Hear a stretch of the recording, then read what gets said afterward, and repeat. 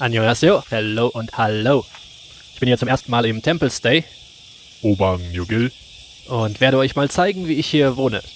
So, wenn man da hinten durch das Eingangstor das Tempelgelände betritt, ist hier auf der rechten Seite direkt das Office. Da gibt es dann die Tempelkleidung, die Einweisung und so weiter. Hier direkt gegenüber ist dann das Gebäude, in dem ich untergebracht bin. Hier unten bin ich. Da oben ist mein Zimmer. Davor ist dann noch so ein kleiner Glockenpavillon. Sehr hübsch, aber interessiert jetzt erstmal nicht. Stattdessen mache ich mich jetzt erstmal auf den Weg zum Zimmer. Man hört, ich bin hier mitten in der Natur. Vögel, Insekten, Schlangen, Frösche, das habe ich alles so noch nicht erlebt in Korea in der Intensität. Das ist der Wahnsinn. In der Tat liegt Gulgul-sa irgendwo im Nirgendwo nahe der Ostküste. Die nächste größere Stadt ist Gyeongju, ungefähr 30 Minuten Autofahrt entfernt. Auf. Immer schön die Treppen rauf. Hinten sieht man noch diesen kleinen Anbau mit dem blauen Dach. Das ist die Waschküche. Da ist eine Waschmaschine drin und passen daneben auch die Wäscheleinen dazu. Ja, hier oben noch sehr hübsch die Dachtraufe. Sehr koreanisch. Und dann gehen wir mal rein in die gute Stube. Die Nummer 203. Alrighty, hier haben wir erstmal diesen kleinen Vorraum. Da stehen meine Schuhe und auch die Schuhe von meinem Mitbewohner. Hier vor Kopf geht's dann direkt in das eigentliche Zimmer und links ist das Badezimmer.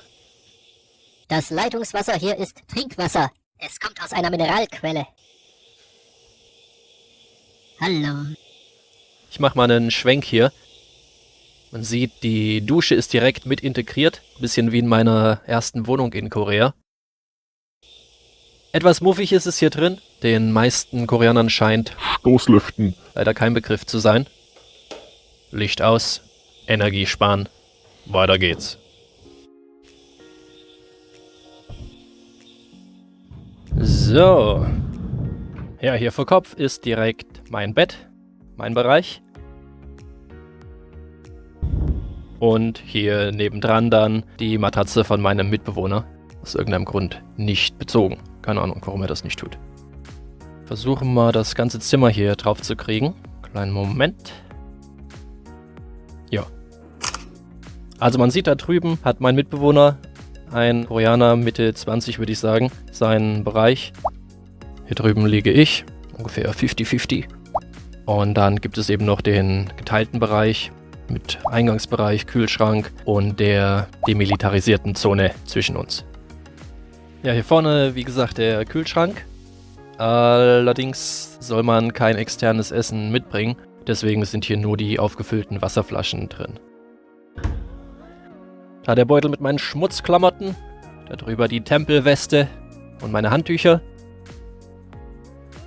Und hier der ganze andere Kram, den ich so mitgebracht habe. Der tägliche Zeitplan, den ich beim Einchecken bekommen habe.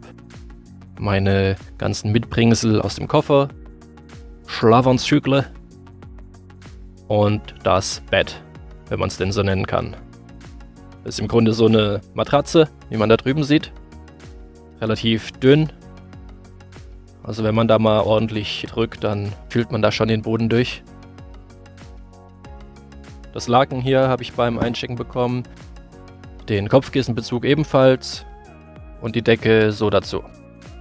Und ja, alles in allem schlafe ich da eigentlich ganz gut drauf. Ein bisschen länger könnte es sein, also meine Füße, die ragen da etwas herüber. Aber das geht schon. Das ist das Fenster, was nach vorne rausgeht. Ich mache das mal auf. Hier auch wieder typisch koreanisch mit Hanji, dem koreanischen Papier. Dann in der zweiten Schicht darf es natürlich nicht fehlen, das Mückengitter. Und schließlich die äußerste Schicht, verschlossen mit einem Löffel und verstärkt mit Plexiglas außen. Ich vermute für bessere Isolierung.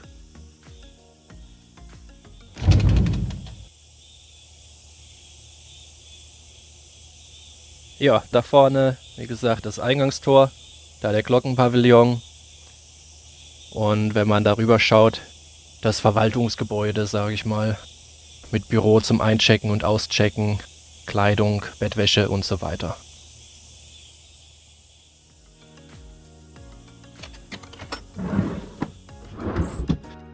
Ja, hier nochmal der Bereich von meinem Mitbewohner. Er hat also da auch seine eigene kleine Garderobe und noch ein Fenster. Hier oben dann die Klimaanlage. Die läuft tagsüber auch meistens, wenn wir hier mal Pause haben und drin sind. Und dann noch die 2 Regale, die er im Grunde komplett nutzt.